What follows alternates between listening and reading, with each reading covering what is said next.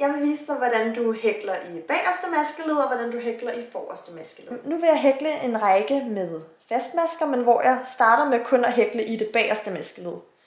Hvis man ser rækken fra oven, så kan man se, at en maske består af 2 maskeled. Det bagerste maskeled her, og det forreste maskeled her. Og hvis nu jeg skal hækle i det bagerste maskeled, så er det det maskeled, der er længst væk fra mig. Så det er altså det her. Så der stikker jeg nålen ind og hækler en fastmaske. Jeg gør det igen. Nu er det bagerste maskeled her. Og hækler en fastmaske. Og i det bagerste maskeled her. Så det er altså sådan, man hækler i det bagerste maskeled. Okay, og nu vil jeg så hækle i det forreste maskeled, og det er altså det her led, der er tættest på mig. Så der stikker jeg nålen ind, kun i det forreste maskeled, og laver en fastmaske.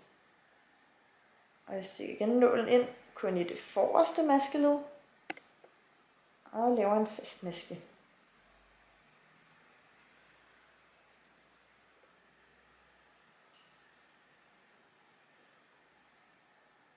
Og hvis du hækler i enten det forreste eller bagerste maskeled, så giver det sådan en effekt af, at der kommer sådan lidt riller i arbejdet.